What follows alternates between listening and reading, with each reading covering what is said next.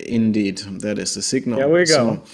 yeah. So I titled this "The Great Realignment: Why Politics Isn't Left and Right, but it's about liberals versus populists now." And I think that's good news for liberals in general, that we become a center pole of the political debate.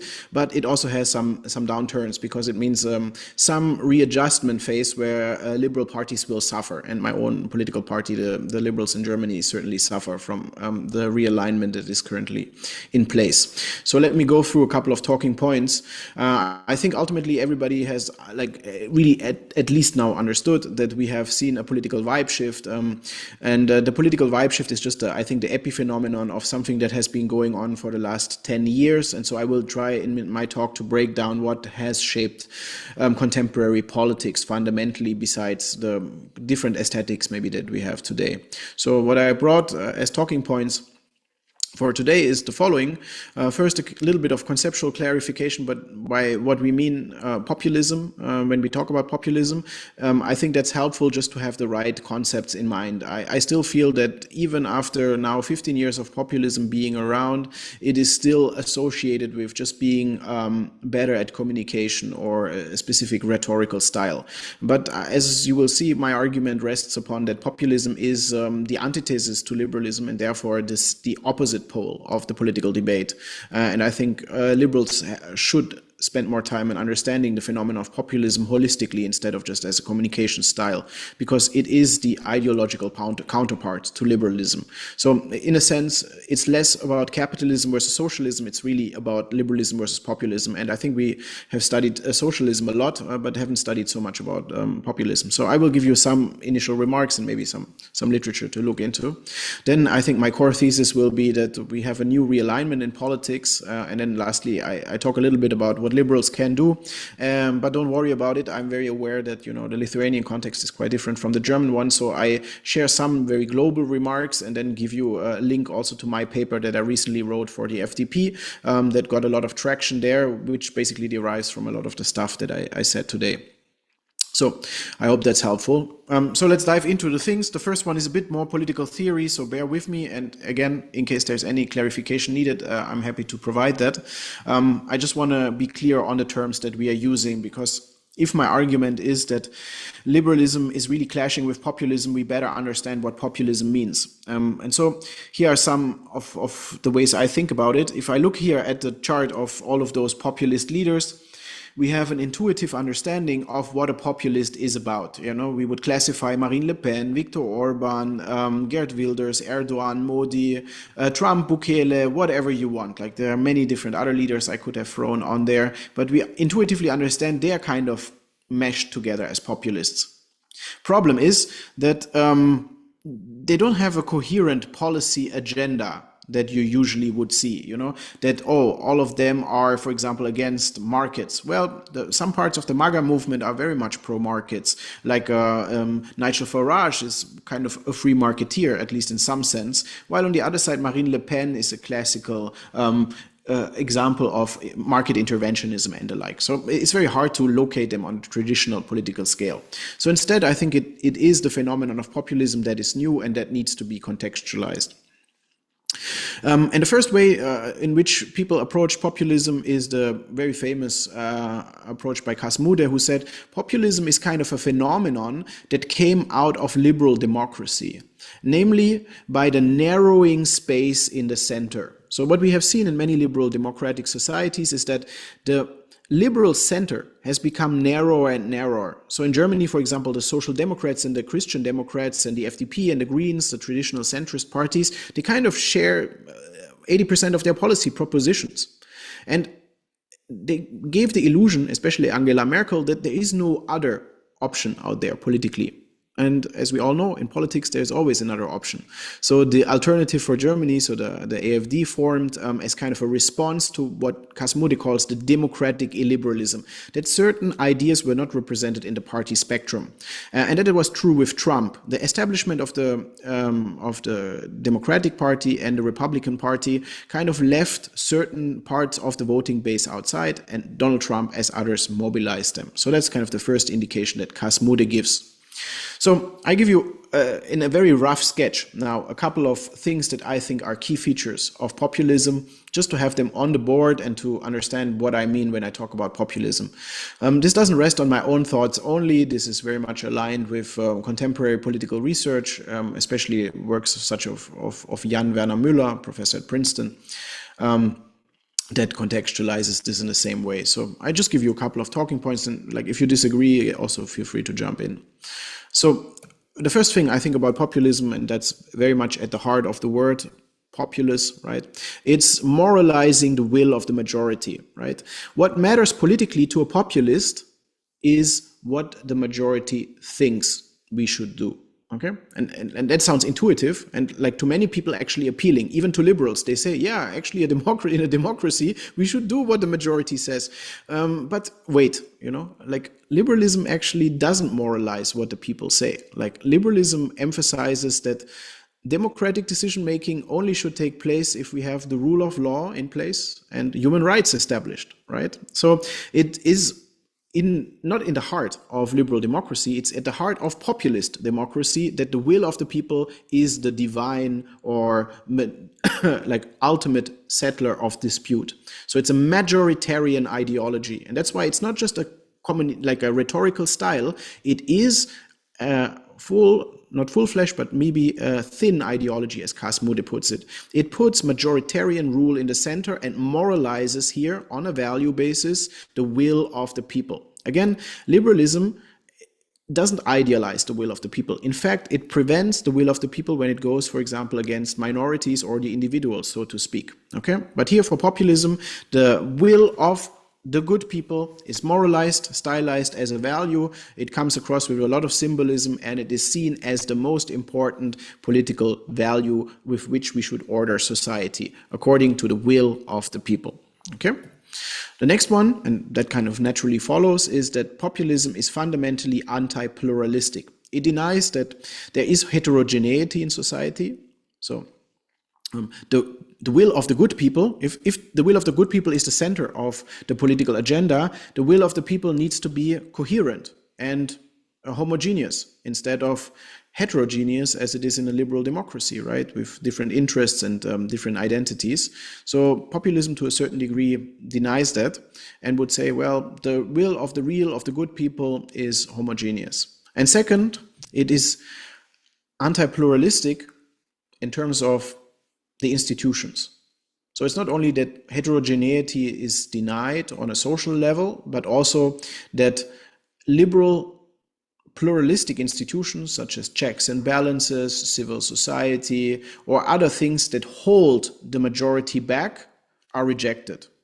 And that becomes very obvious when we look at Hungary or Poland, where institutions such as the rule of law or civil society or media pluralism are the ones that are attacked first. And again, it's not necessarily because it is against the leader per se, but in the modern paradigm of populism, it goes against the whole political ideology, so to speak, because to unleash the will of the people, one needs to get rid of the things that liberal Democrats have put in place to constrain the will of the people. That's why we see the playbook always going first after the rule of law, human rights, civil society, media pluralism, and the like. So I think that's a fundamental feature. Now, these are, I think, the more broad value-based conclusions that most people in political theory would agree with. Now, on the more tactical side of things, in terms of the political aesthetics of the populist phenomenon, populism really brings back a kind of an appeal to the proximity to the ordinary person, like to the people. And again, if the people are moralized and stylized as the ultimate settler of truth in a society, then the leader of this movement wants to portray themselves as close to the common man as possible, right? So one feature of populism is that the populist leader, the populist party, wants to represent the silent majority, the common people, so to speak. And here we see political communication playing a big role because, like, Donald Trump never lived a day in his life as the common person, right? So, like, that there, a lot of the heavy lifting is done by the narrative. And that's why I think J.D. Vance, for example, plays such a big role. Like Hillbilly Elegy is kind of the narrative that he puts out to represent and understanding the people in the Appalachians, right? So then anti-establishment, as I said before, anti-establishment against the institutions that hold back democracy. Like the real democracy needs to be unleashed. And again, like unfortunately, Donald Trump really serves as good example, as real life experiment to the political theory here, right?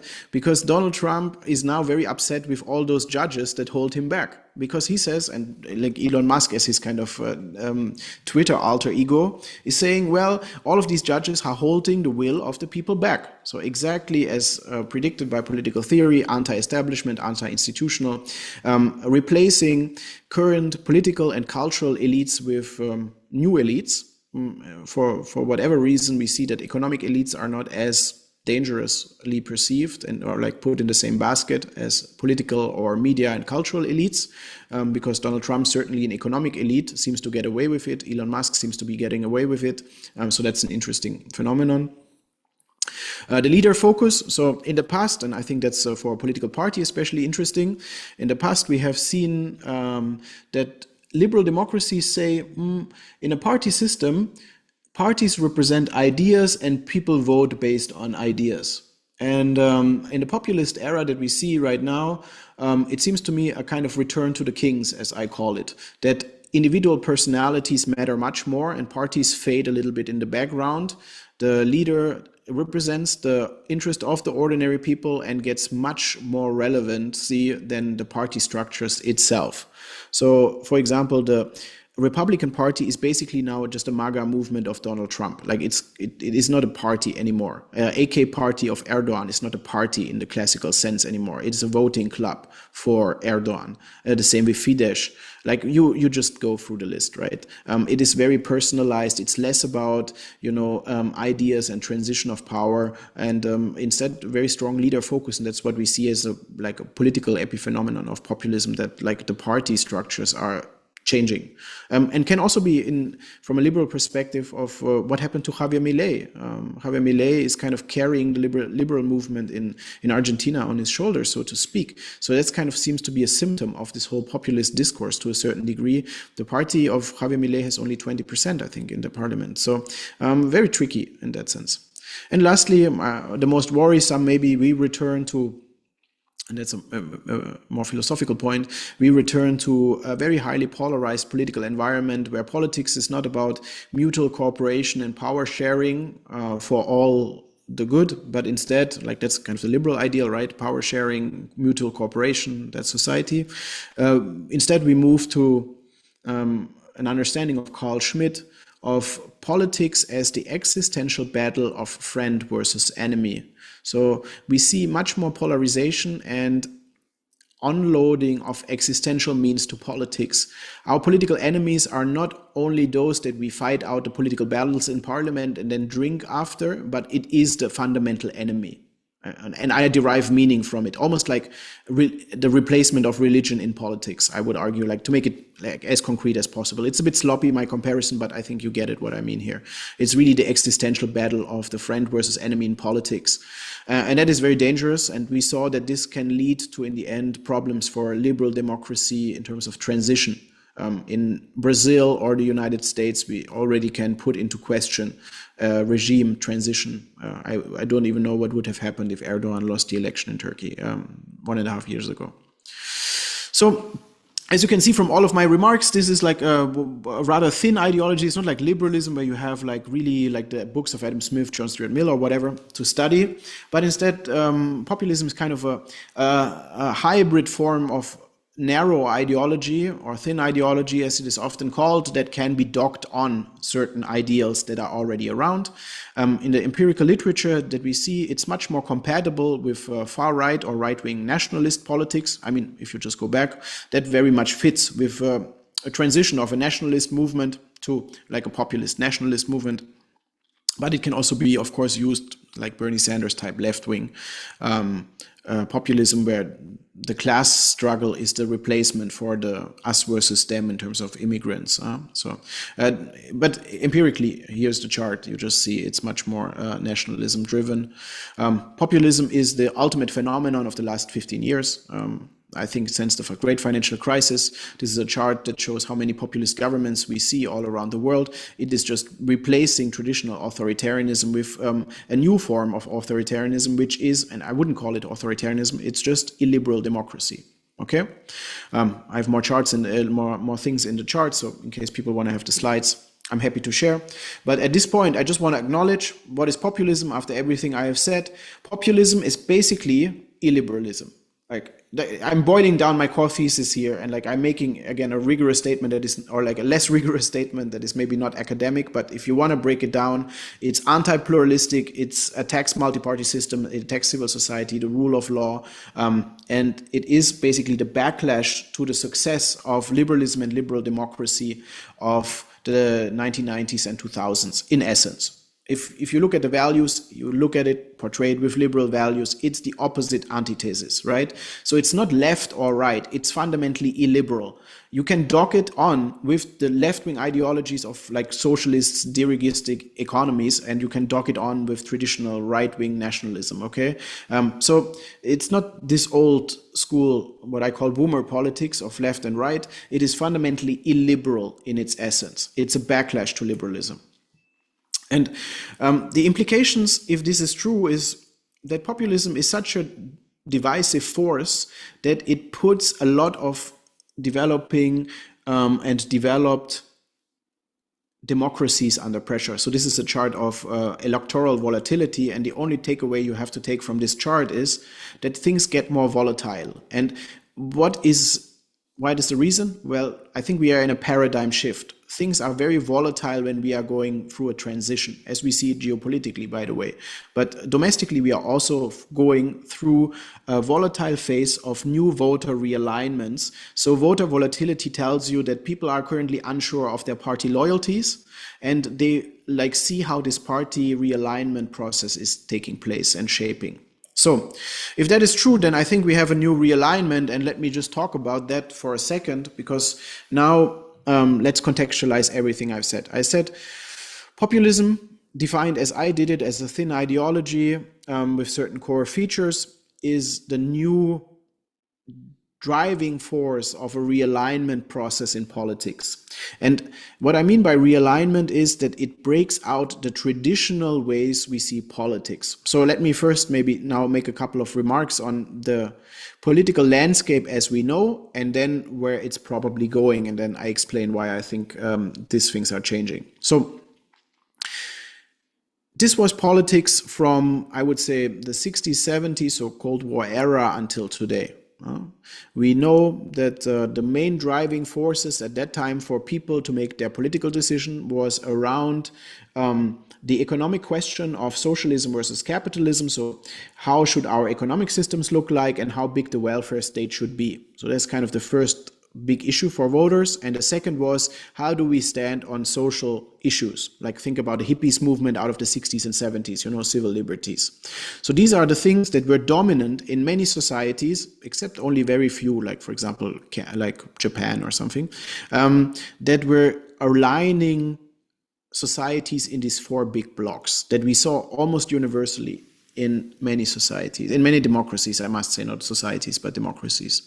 And that is that we had a dominant bloc of the social democrats that were moderate pro-welfare state. They are like often like Tony Blair kind of economic interventionists, but not full socialists, and they are pro-social liberties. And on the other side, we had the free market conservatives, or the reform conservatives, as I often call them. They are pro-markets. They are skeptical about redistribution, and they are cultural conservatives, okay? And these were the big dominant blocks. If you're familiar with the German political system, then that's very much the social democrats versus the Christian democrats, right? And these were the blocks, and they had to get, and the gray ones indicate the dominant blocks, they had to get an alliance from either the consistent liberals, so the FDP, that are pro-markets, opposed to or skeptical about redistribution, but very much pro-social liberty, okay? So they were not a dominant bloc, but an interesting alliance bloc. And, or in this case, or you could choose from the, what I call consistent authoritarians that are economic interventionists, so to speak, socialists, pro-welfare state, and cultural conservatives, okay? And so the social democrats had to make alliance with either or. Most of the time, the consistent classical liberals were an interesting bloc. So for the history of like Germany past Second World War, what happens is the Christian Democrats really fought for the upper right quadrant. Okay, and again, in many societies, that's exactly the setup. You had reform conservatives, social democrats, the classical liberals, and maybe at the fringes, either the far left party or the far right party in that terms. Okay, so that was the setup. And as I said, populism has changed kind of everything. And that's why I'm spoiling here, but I'm coming back to it. We are now in a realignment where we move towards exactly this chart that I put up here. So populism has reordered these four quadrants into now this setup, if I'm correct. And like I derive a lot of this from my colleague Steve Davies, who came up with the initial theory. So I just contextualize it for my own approach to like populism and what I see globally. So I think we have now four quadrants.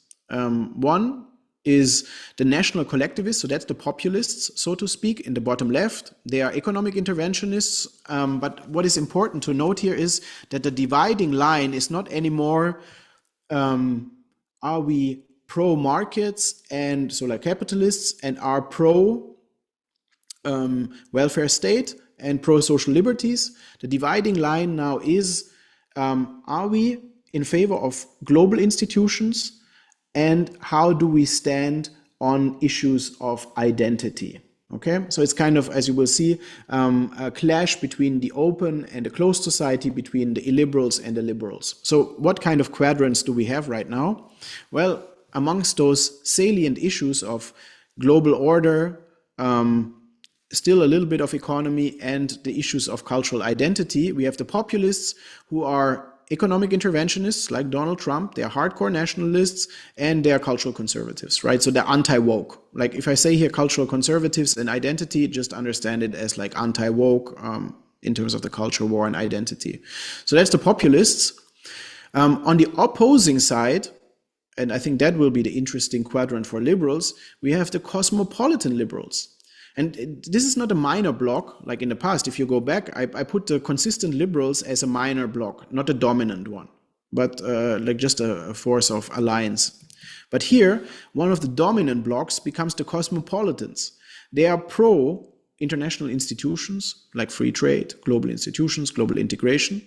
They are still pro-markets, as I said, economics still plays a role, and they are moderate on the there's the pro-social liberties, but moderate on the woke issues. Okay, it will become clearer when I move towards the other quadrants. So the cosmopolitan liberals very much in favor of global integration, also immigration, free markets, and pro-social liberty. On the radical left, and these are the quadrants that they are now fighting for to get alliances, is the people who are in favor of global institutions. They are still less skeptical or more skeptical about markets, so they are interventionists, and they often have a green agenda and are much more woke. Okay, so think about this as the new labor movement in the UK. So the radical left is actually what is coming out of labor in the UK. Okay, and as you can see, it really fits the Starmer agenda. They are interventionists when it comes to the economy. They are nevertheless pro-international cooperation and institutions. And they have a lot of voters who are really on the progressive woke side of issues. And the last quadrant is then what I call the center-right or the national liberals. And that's why I think for liberals, we need to make some hard thinking here. National liberals, they are less in favor of the global institutions. They are more in favor of national sovereignty. So to make it as apparent as possible, these are maybe the liberals that are more skeptical towards the European Union per se, right? So they are skeptical about supranational institutions. They want a lot of subsidiarity and sovereignty that is also rooted within the tradition of liberalism. They are remaining committed to markets, and they are culturally conservative. So if you want to summarize that quadrant, it's the liberals that are skeptical about the EU and less woke. I don't know how much of them exist in Lithuania, but in Germany that's a considerable amount of the electorate, and something I'm actually way too familiar with. And in many other European countries, you actually have such a quadrant, right? The cosmopolitan liberals often not associated with the liberal parties per se, by the way. So this is the new realignment. So let me now, after having laid out all of that, substantiate that with some empirical evidence. So to buy into my theory, you have to buy into certain assumptions. First of all, that I would argue politics is always fundamentally binary, right? And that's why the US is always a good marker of political trends, because of the electoral system. You will get these trends manifested always the best in a system without or with winner-takes-it-all approaches. So what I mean by binary is that voters only vote based or make commitments based on a couple of core issues. I would say one or two that order the political landscape. So no voter landscape is oriented around the 82 million permutations of possible policy solutions. People are arranged amongst the big dividing lines in society, like what we call conflict lines in political theory, Konfliktfelder or Konfliktlinien. Okay, and that means in the past this was socialism versus capitalism and pro-social liberties or against, like the hippies, you know. So these were the big dividing line. It's polarized around those, and you fall either on one or the other. Okay, and that kind of puts this quadrant out there, right? If you think that there are these one or two dividing lines, you fall on one or the other. You can order like basic vote chunks around that. Now, the new order is coming from these observations that I make. First, we see that it is less about capitalism versus socialism. That debate is kind of settled. So if we want to reorder the political order in our world right now, that's probably not the way to go. Instead, we have to recognize, well, national identity plays a much bigger role, our identity in general. Migration is a big topic right now. So migration is a core conflict line and not anymore the economic question. Okay, for many societies, and I just think we are in the process, it's not fully settled. But immigration is one of the key conflict lines. Then the second conflict line is this hostility to supranationalism, international institutions and whatnot. And this cultural dividing line of the culture war, so to speak. You know, and then some other things that come with that.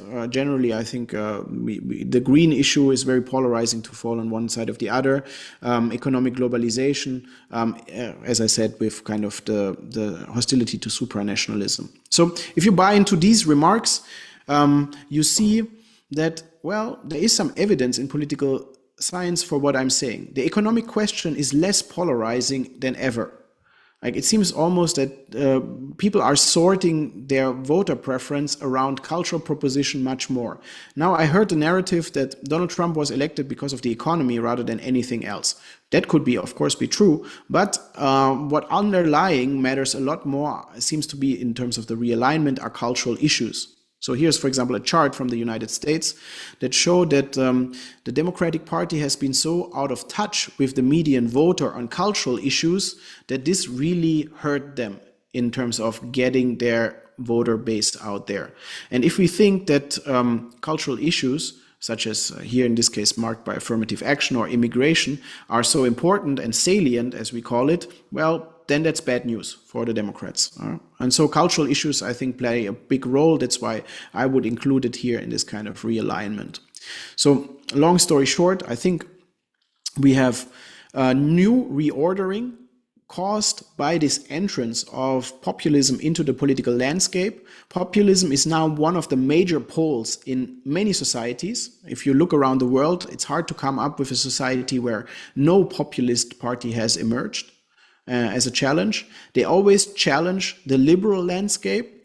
And the problem for the liberal landscape is that we are kind of not located anymore as one convenient small chunk, like in the past, in the upper right quadrant, but that we are kind of split. And there is now the cosmopolitan liberal bloc that is underexplored, at least in my home society, or the national liberal center-right bloc, which is more familiar to especially Latin American liberals and certain liberals in continental Europe. Again, if I share the slides, there's more evidence for the claim that cultural impact really matters. So I can share that also amongst certain, when I share the slides.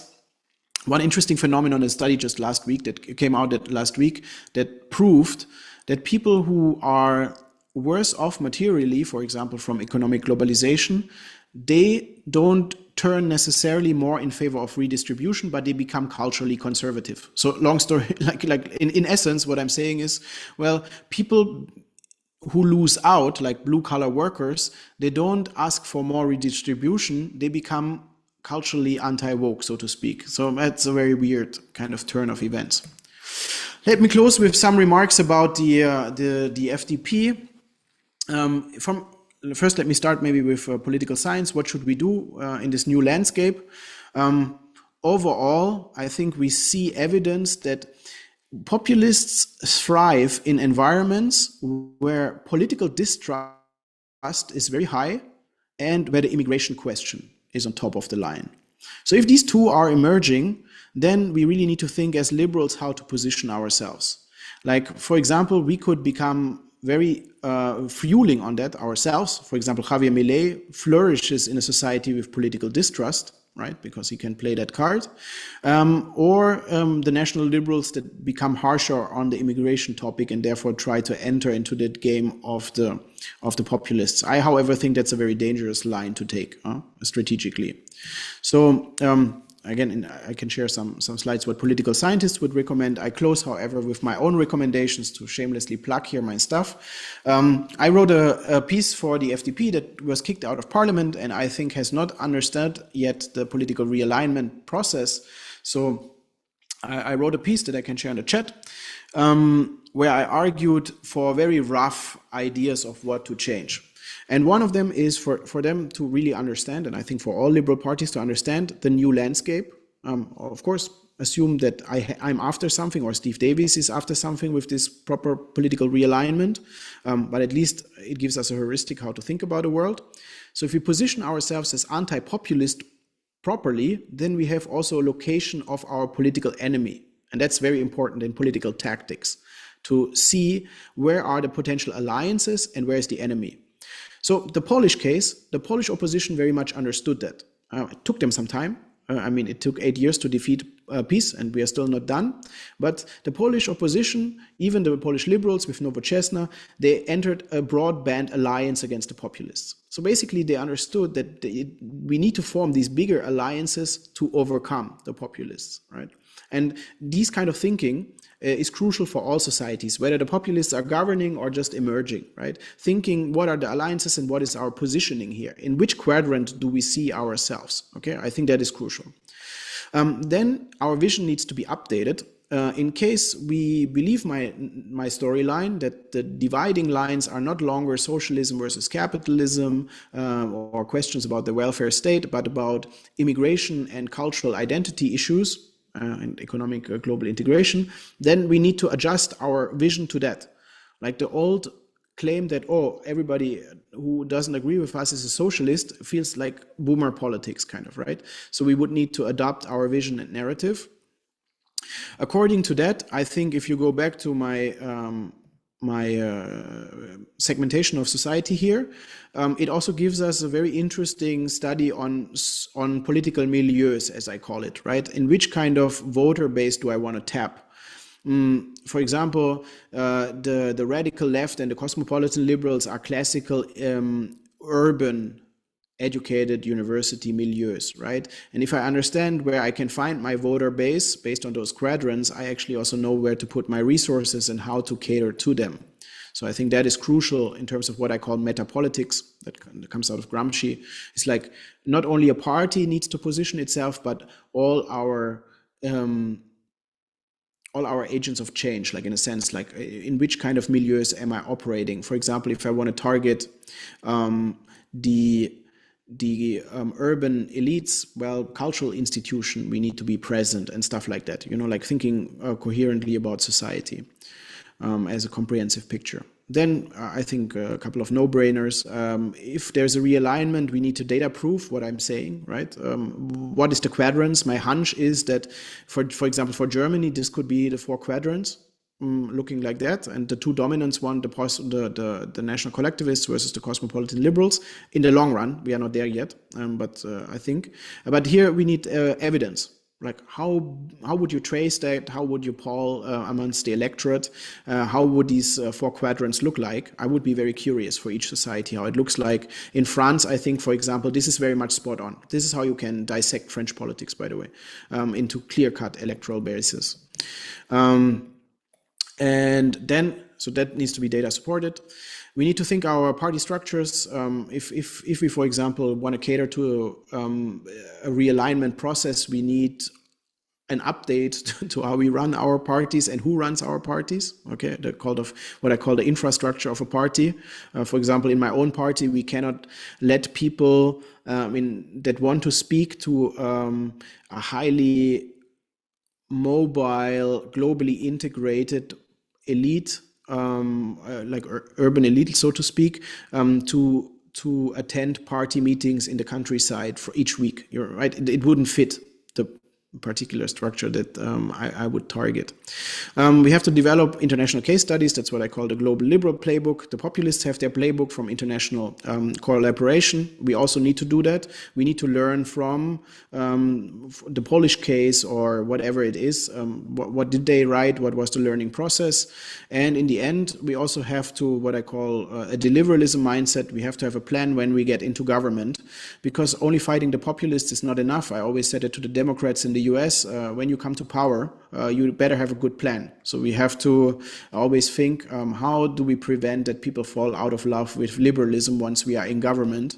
My party, the FDP, is always kicked out of parliament after we governed. Like, that's a good indication that we are really not good at deliberalism, that we spend much time on communication and trying to get good vote results rather than actually delivering liberal policy that in the long run is sustaining the political movement. I summarized all of that also even in English. I ran it through the ChatGPT at one point. I can share the link with you in case you're interested. I wrote that about the FDP, but it's kind of a summary of the recommendations that I gave for this particular political party. And here I stop my yapping. I hope it was nevertheless interesting. I covered a lot of ground, and I'm happy to discuss if any of that was relevant, interesting, or whatnot. Thank you very much, Sven. That was, of course, a lot to digest, but nevertheless very interesting. I highly recommend for anyone reading the article that Sven shared on the last slide. It's really insightful, and I think it fits really into the circumstances with our political communities at the moment. And we shared the link also in the events description, but we are more than happy to, and here is the link again, Sven is sharing it. So I now invite everyone to prep their questions. I have a few, and if I may use my privileged position, I will be the one to shoot them.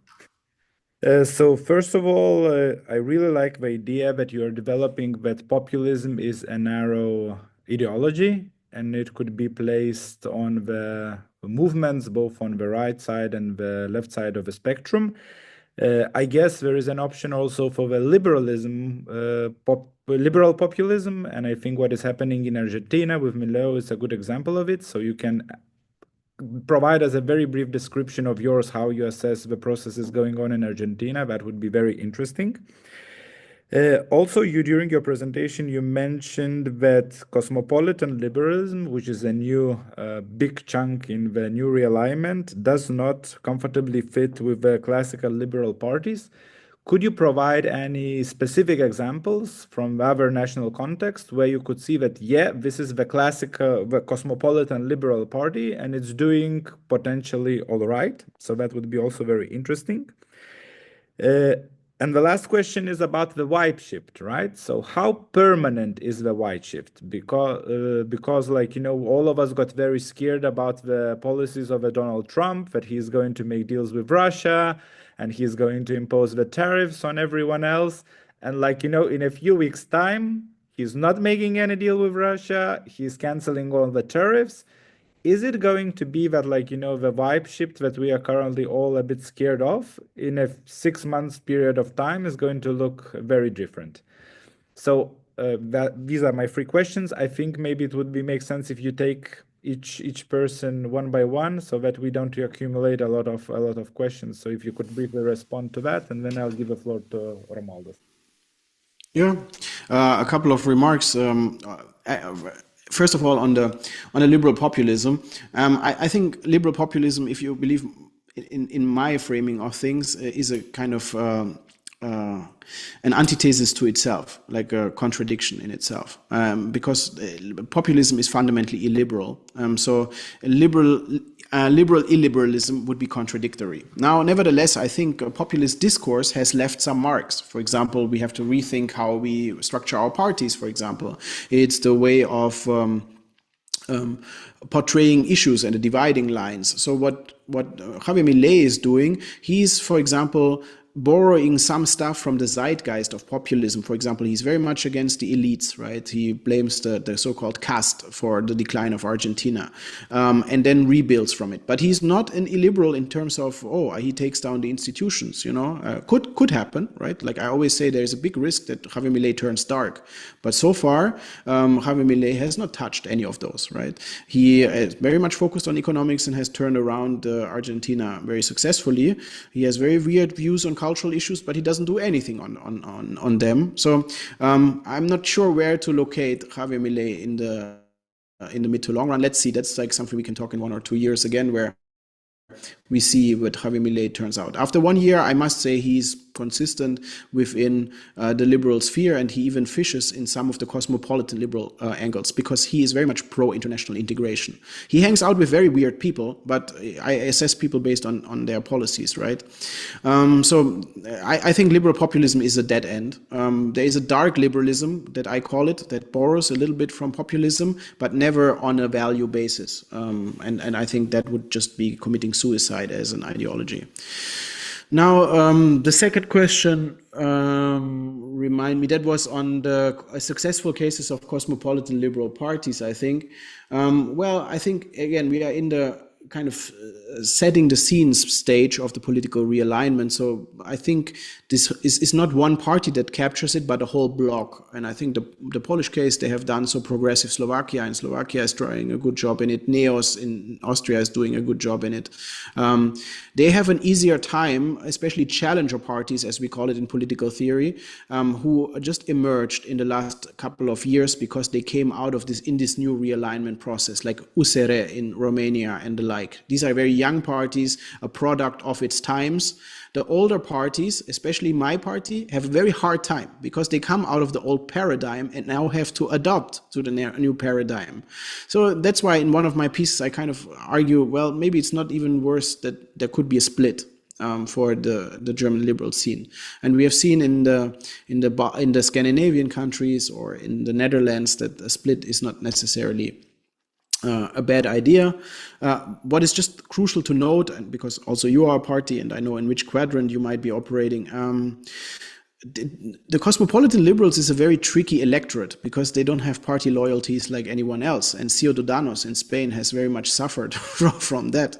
This is a quadrant that in Germany is covered by the Greens and Volt and all of these parties. And this electorate can be a bitch. They can go in like, now I'm recorded saying that, but you get what I mean. They can abandon you much easier than the more loyal crowds in the other quadrants. So it's the toughest of all games to operate here. So don't think about the quadrant as one political party, but a broader alliance capturing it. And I think Poland is another good example to look into.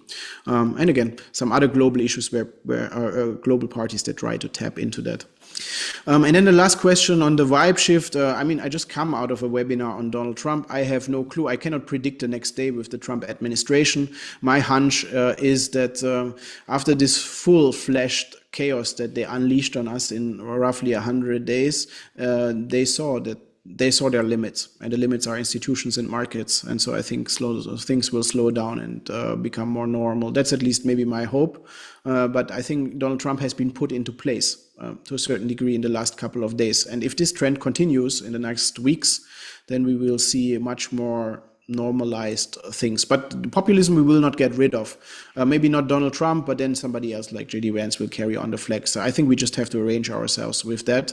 And global integration and global institutions, that's something up for jeopardy. And I think that's just in Europe, every liberal party, every governing party has to understand that. I think that is done, that we can rely on the United States. That cannot be rebuilt even in a decade. So that's, but on geopolitics, I would have much more to say, but I keep it short there so that other people can also ask questions. Thank you very much. Romualdus, please go on. Hello, do you hear me? Yes, I do. Okay, so I have a bit unstable internet connection, so if I lag sometimes, just let me know. Thank you for your presentation. It was very interesting, and probably it really illustrated the gut feeling most of us have about what is really happening in the world. I think it's a bit sad, at least I feel this way, that somehow populists managed to capture all positions of mathematical majority in nearly every country, because like majority of population doesn't support immigration, so populists are against immigration.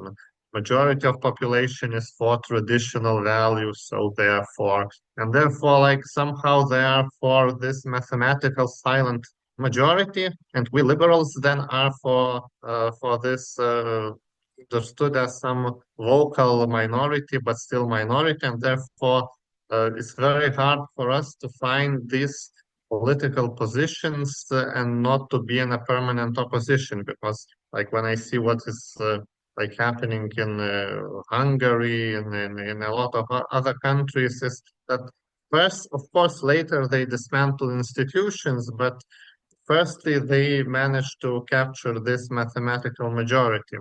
So my questions are these. So first of all, you ended your presentation with that question, what is to be done? And I think that especially right now, after COVID, after war in Ukraine, it's very difficult for especially cosmopolitan liberals to reinvent themselves, to find new political positions, because if we talk about security, well, traditional conservatives talk better about security. When liberals talk about security, they are not always the most convincing political party. And I don't know, especially in Lithuania, conservative party is the one who like are considered as experts in security.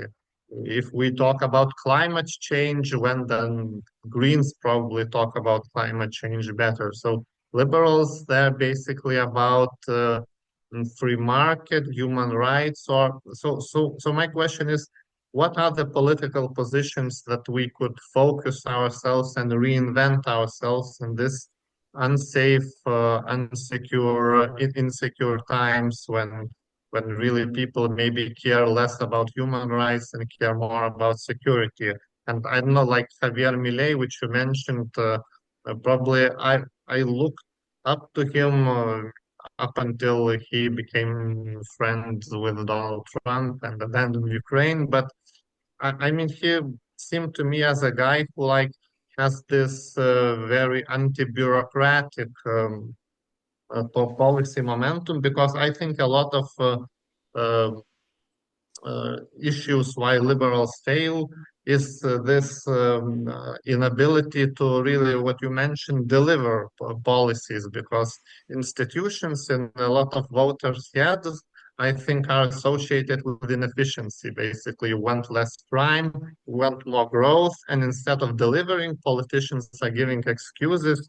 Oh, but you know, we can't do because it's difficult, there are procedures, laws, and populists just abandon that. And I think that somehow maybe like this more civilized form of Elon Musk's Dodge, like Dodge with human face, maybe this is like one way to go for liberals. So I don't know, just tell me what you think about that. And so the second question is what to do about young people, about youth, because if you know better, but if I remember correctly, in Germany, most of young people vote for AfD or for the left. Now, in the United States, a lot of especially young men voted for Trump. And I remember myself, like 10 years ago, everyone was talking that, like conservatives are doomed because every young person is liberal. So now Democrats will win forever.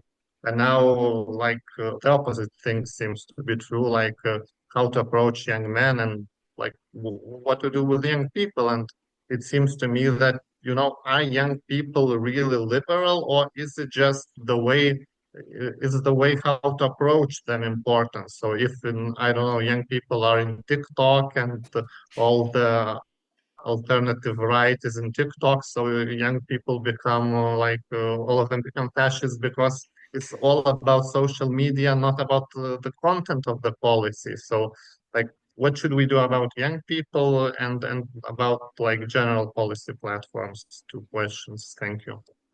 Yeah, on the policy question, like, first of all, I think Javier Milei is a good role model for the efficiency on Doge. Like Doge, like with Elon Musk, that's an utter failure. And like, I think it kind of buried this idea of state transformation in many minds.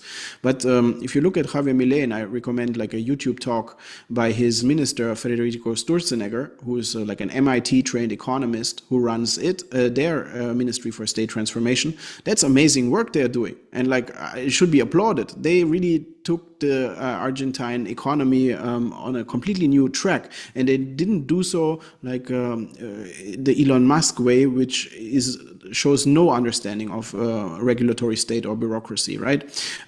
But going maybe here to the arithmetic. So that's just one thing on Milei and like Musk. But on the mathematics, right? I think you're right that the populists captured an interesting chunk of the electorate, but they didn't capture it because this chunk on the bottom left is 50%. And that's not what I'm suggesting. And like here, each country needs to do its own polling.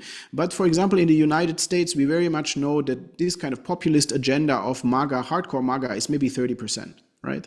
But they entered into these alliances with, for example, what I call here the center right. These are the free marketeers, the Silicon Valley. Like, just put in the Silicon Valley crowd. You have the bottom right? Like Peter Thiels and whatnot, right? They are nationalists, they are still free marketeers, and they are the anti-woke, right? And here, this block, and because you have to do mathematics here, is like, it doesn't say everything is 25%, but let's say you have the bigger blocks at like 30% and the smaller blocks at like 10, 15%, right? So you have to make alliances in the political game. And again, this is just a heuristic. It doesn't say, oh, this is exactly how it plays out. It needs to, like, as I said, in my view, it needs to be mapped with the polling data that people have. So I don't know that for Lithuania. In Germany, it's currently in flux. I just know it best maybe for the United States or like France or something like that, or the UK. And here we need to make proper alliances. And the cosmopolitan liberals, you claim them that they are very little. I think this is the anti-populist bloc, and the anti-populist bloc currently, even in the United States, is 50%. And we don't capture that. And we have to ask ourselves, why, for example, in Germany, that's the society I know best, why do we leave it that the most anti-populist party is the Green Party? And the Green Party is, in essence here, global integration. They are not hardcore socialists. In fact, they are very much in agreement with a lot of market policies. And they are moderate on all the other questions, such as cultural, like they are actually progressive on the cultural issues and on even the woke issues, so to speak. Yeah? And they nevertheless share that with parts of the FDP electorate, with parts of Volt, with parts of the Social Democrats. And if they would all break out, and this bloc could be consolidated in either a new party or an existing party, then this would be an anchor point for coalition. So in Germany. Now in Poland, look at what Donald Tusk tried to unite. He tried to unite, and that's his current coalition, radical left, cosmopolitan liberals, and national center right. Like, he literally took the anti-populist bloc in an screwed election with peace against him. So you have to think which blocks, and like if you talk to the Tusk people, they really thought about which kind of people do we take into our coalition, right? And of course, that haunts you now that you're in government, because you have to, for example, on the abortion question, they can't really make progress, right? But nevertheless, they were coalition builders, and it failed a couple of times, but in the last election it turned out well, and momentum seems to be in their favor. Presidential elections in May looking good. So again, it is just a very pragmatic way of segmenting, or I at least think it's handy to segment voter bases, but I don't think that we are this small part. We just have to understand, as liberals, we can either position ourselves, and we have a big poll actually now with like two quadrants. We have to position ourselves according to the defining conflict lines of the society. Now, on global level, I think it is identity issues. So are we more cosmopolitan or more nationalist? Are we in favor of the culture war or against? And are we in pro-migration or less for migration? So these are the big dividing lines. I told it to Thomas over lunch. I think each society needs to find out whether this holds true or whether there's another question on top. I think security is, for example, here in the Baltic states, another big dividing line. But this kind of heuristic hopefully helps to sort the political landscape. In most, as I said, Western liberal democracies, that's exactly the dividing lines amongst which it goes, because the zeitgeist is really to talk about identity, immigration, global integration, and whatnot. So it needs to be specified probably, but nevertheless. So what does it mean? What ought to be done? That means that you don't need a 50-page manifesto. But you need to focus on the 3 to 5 core dividing lines and let the other part of the movement be compatible with you. The more you define your party program, the more you alienate political alliances in this new realignment. That's just the FDP, for example. My party is very good at having hundreds of pages on defining liberalism, not needed in case you want to onboard a broader movement, because you want to be a coalition. And Donald Tusk is a good figure for that, because he's ambiguous on certain issues. And that's okay, you know, because like politics is also about winning at one point. As a political philosopher, I might not say that, but as somebody who has spent a lot of time in politics. So that's that. The second question, how to do about young people, very hard. You know, I'm getting gray myself. So what do I know about young people? I just think my recommendation on meta politics might be handy. Be at the places, especially when you're out of parliament, where the others can't be. And that's like, for example, TikTok and stuff. I always said TikTok is a great platform for finding cultural hegemony, so fighting back against the populists. I'm very worried that we left a whole generation of people to the alternative medias of the far right. My good friend of mine did a meta study on all TikTok political content in before the European elections, and most of it was far right dominated. I think in 13 out of 25 countries or something that they studied, it was far right dominated by more than 50% of the content. That's just a lot, right? By far right. We leave this territory to them. We leave the universities to the culture wars of the far left. We leave the cultural institutions. As I said, we have to think more holistically about metapolitics, and that's also where we get young people. Worrisome maybe that in Poland we see the polarization going so far that, for example, young people in high school, I saw a poll, are voting a lot for Konfederacja. So we have to really think harder how to reach especially young males that you also indicated. But in the other side, if I'm just cynical and Machiavellian, like young females are a great way to target for the movement, right? We see liberal attitudes over there; they become more liberal. So where, you know, the party structure needs to accommodate. I always say the major problem of the FDP is that we don't have a double leadership, and that we don't have enough female representation. And if we think that females are a considerable amount of the voter bloc for liberals, then sometimes we have to be cynical enough not to spend our resources on those that are currently have favors for Konfederacja, but instead mobilize those that are anyways prone to support us. I really think this idea of identifying the core splitting issues in the society and having very clear positions, and then ditching everything else to the side, thereby building your coalition potential, is a very powerful idea. We went to the last election with a 160-page manifesto, which was really elaborate, good stuff, which you could base the government program on, and you see how is it useful at the moment. So I think this is something for us to learn. I don't see any other hands risen. This is your last chance to ask the questions. And here you go. Susanna, please go for it. Hi. So I think it would be more as a comment rather than question, or it will somehow, yeah, become a question. So at the beginning, you mentioned that usually the first far right goes against identity politics or rather human rights discourse. So I'd like to kind of broaden the lens. It's usually going against women human rights. And as we can see what happened in Poland, so first attack on democracy is attack on women's human rights. And if we don't have this vision that all human rights are indivisible and we cannot allow one group to lose it, any part of it. So as we have it, then democracy crumbles. And yeah, so this one point that I would like us to have it and to kind of also shape the policies that we do or discourse that we are having. And talking about that, yes, we should target more women to kind of join our parties. However, myself, I have this dissonance of free market and human rights.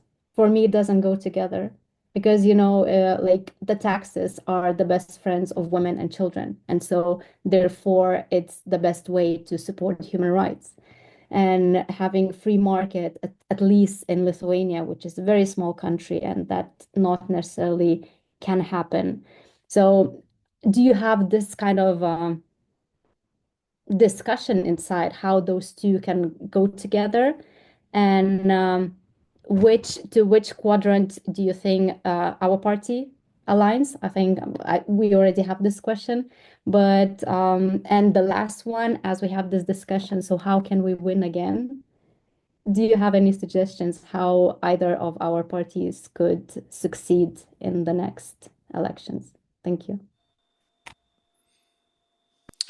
Yeah, so first one, I fully agree. Like as soon as we make human rights divisible or whatsoever, we lose the whole battle, right? Like and that's why I say like it's very clear where the populists want to attack, and that's the rule of law and human rights. But luckily, and I think we underestimate, most of the population is liberal without voting liberal, and I think that's something we need to think about, because in many societies we know that support for human rights and support for rule of law is still there. Like it is very hard to change people's minds in that sense. And liberalism as a cultural phenomenon has succeeded much more than it has probably in terms of its political success. So we shouldn't take that away. Like I think a lot of people are still very much supportive. So there you can win on rule of law sentiments. However, as a political dividing line to campaign on it, probably not the right thing to do. But standing for it and like people finding their home there, that's for sure like a winning issue, and we shouldn't sacrifice any of that, right? Now, I'm not sure on the market and taxes and female empowerment. I might agree. I just think historically markets have always been a very liberating force for any minority. But I also think, like now, again, coming to political tactics, that's really not one of the questions that will divide society, at least from my perspective. And maybe you see it different in Lithuania, that it is one of the dividing lines. My hunch that it is not amongst the three dividing lines to order a political society. And there, as a strategist, I just think like, okay, let's focus on the big issues. Like the others are very important, but if I want to win, like I just look very much at which electorate and which topics are the ones and where do I place myself. Is that a battle I now want to fight? Not so sure, right? That again, I'm very cynical, and that's not dismissive of anything. It's just like the way I tend to think about it in terms of strategy.